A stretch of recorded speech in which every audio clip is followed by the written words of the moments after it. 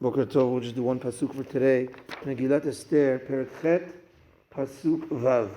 So we're talking about that Esther, after Haman has been killed, she goes to Achashverosh, she begs for the saving of her nation. And even though Haman got killed, the decree was still signed in the signet of the king. It was still spread out to kill all the Jews.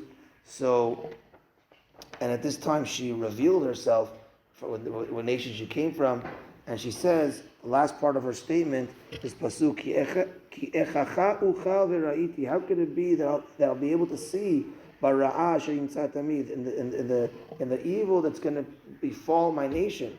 Ve'echacha uchal v'ra'iti. And how could it be that I see be'ovdan molati, the destruction of where I was born from? So it's kind of a double lashon. On the general pshat, when it's a double lashon, when it's repetitive, it's stressing the point. So here the Gaon of Vilna explains that there are two situations of when you work on something and then it gets lost. Because here, imagine if Bnei Yisrael would have been destroyed. It's like it was such a buildup. We worked so hard, and then now it's going to be destroyed.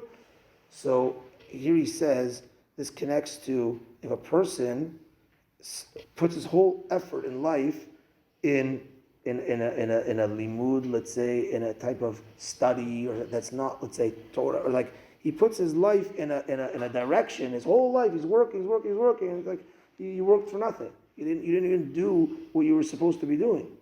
That's one thing. Or if chas shalom, if a person does the proper path and leaves that path and ends up his life in where he left, like in the off path, which is also very bad. You were on the right path and you left it. So this is work that you put in, and then it's gone. So this is what we say every day in Uvalet Zion: Lo nigalarik, lo neled la behala. We should not work for nothing. This is a person, he's working all day. Someone he was saying yesterday that it was I don't know who this person was. But there's someone, it seems like in the community that already passed away, that he worked 7 days a week, never came to shul, and he owned a non-kosher pizza store. Unfortunately, Jewish guy, whatever, and 7 days a week. What happened to his kids? Nothing. What happened to him? Nothing. He ended up dying, old man, and dying.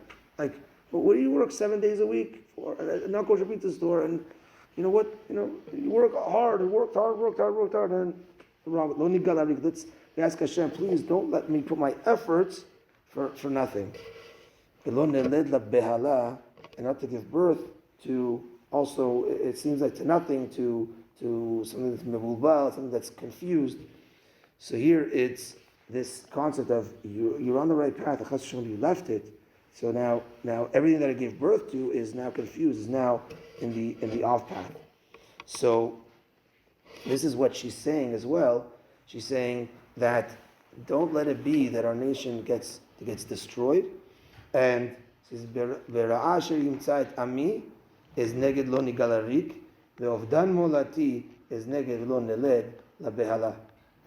He says that this is keneged what Haman wanted to do against Bnei Yisrael, to make them sin in this world and they not be zocheh to olam haba. So that sin in this world is like work in a different way, sin in this world, and at the end you won't be zocheh to olam haba. That's what Haman wanted. So she's coming to say the opposite. Now here it says the word echacha, like the word echa, twice as a remembrance for the two destructions of Beit HaMikdash. Even though she lived, the story of Purim was after the first destruction, before the building of the second one. There was a nevuah for the second one. It also was going to be destroyed.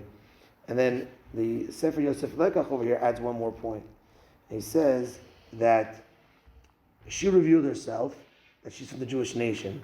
But not only did she say that she's from the Jewish nation, she said she comes from Shaul HaMelech. So Shaul was a king. To impress upon her husband Achashverosh that she comes from royalty, she says, I'm from Shaul HaMelech. So now she says, if you're going to get rid of the nation, en melech belo am, you can't have a king without a nation. So the nation of Shaul's kingdom is Bnei Israel. I come from there. So if Bnei Israel is going to be gone, then my royalty is going to be gone as well. And how could you're going to be married to a lady that's a queen because of you only, but it's more chashuv that it's a queen of a nation. So from that angle as well, she uses to not get rid of Bnei Yisrael. We're going to see that Achashverosh tells her, go ahead, and we're going to see Bezrat Hashem tomorrow the response from Achashverosh. Baruch Adonai le'olam, amen v'amen. Rabbi Chananya, ורק כאשר אומר יצא הקדוש ברוך הוא לזכות את ישראל לפי אחיו ועליהם תורה מצווה שנאמר אדוני חפץ בן צדקו יגדיל תורה וידיר.